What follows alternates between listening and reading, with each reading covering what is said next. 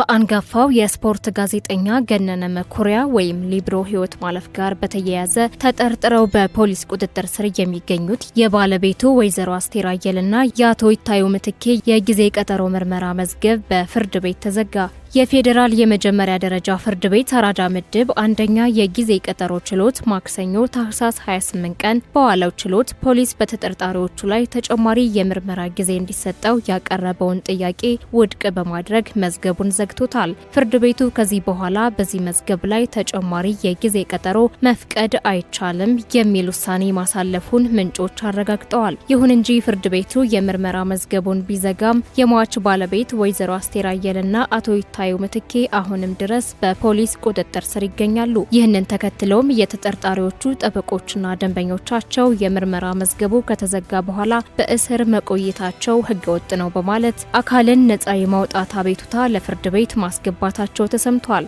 ጋዜጠኛ ገነነ መኩሪያ ከዚህ ቀደም ባጋጠመው የጋንግሪን ህመም ምክንያት የቀኝ እግሩን ያጣ ሲሆን ይህን ተከትሎ በድብርትና ከሰዎች በመራቅ ዋካንዳ በተባለ ሆቴል ውስጥ ያርፍ ነበር። ጥር 12 ቀን 2016 ዓ.ም በዚሁ ሆቴል ህይወቱ አልፎ የተገኘ ሲሆን ከወራት በኋላ ቤተሰቦቹ በጋዜጠኛው አሟሟት ላይ ጥርጣሬ እንዳላቸው መግለጻቸውንና ሚዲያዎችም ቀጥተኛ ምስክር አለ ብለው መዘገባቸውን ተከትሎ ፖሊስ ምርመራ ሲያደርግ ቆይቷል። ከሁለት ወራት በፊት ፖሊስ ወይዘሮ አስቴርን አቶ ይታዩ ምትኬንና የሆቴሉን ባለቤት በቁጥጥር ስር አውሎ የነበረ ሲሆን የሆቴሉ ባለቤት ቀደም ብለው መለቀቃቸው ይታወሳል። በየዕለቱ ትኩስና አዳዲስ መረጃዎች እንዲደርሷችሁ ቪዲዮውን ላይክና ሼር እንዲሁም ሞገድ ቲቪን ሰብስክራይብ በማድረግ ይቀላቀሉን። በሐዋሳ ከተማ ወደ አዲሱ መናኸሪያ አጠና ተራ አካባቢ የተነሳው እሳት መጥፋቱ ተገልጿል።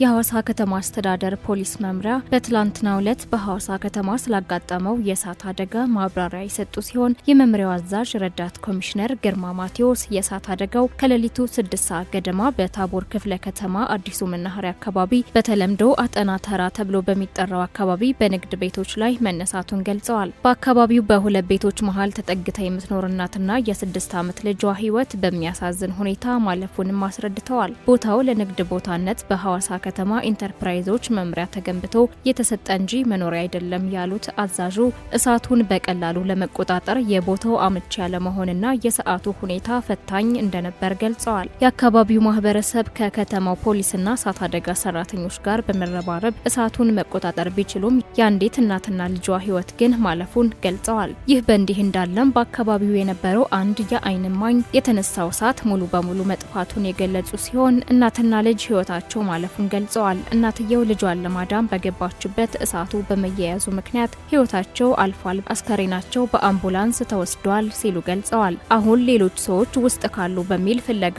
እየተካሄደ ነው ሲሉም አክለዋል። ይህ የእሳት አደጋም ብዙ የማስተካከያ እርምጃዎች ሊወሰዱ እንደሚገባ በግላጩ ያመላከተ መሆኑ ተገልጿል። እነዚህም ፈጣን የሆነ ምላሽ አደጋ ሲከሰት በማንኛውም ሰዓትና ጊዜ በቂ የተዘጋጀ የእሳት አደጋ መኪና እንዲሁም የእሳት አደጋ መጥሪያ ስልክ ለህብረተሰቡ በስፋት ቢሰራጭ አደጋን ለመቆጣጠር እንደሚያግዝ ተመላክቷል።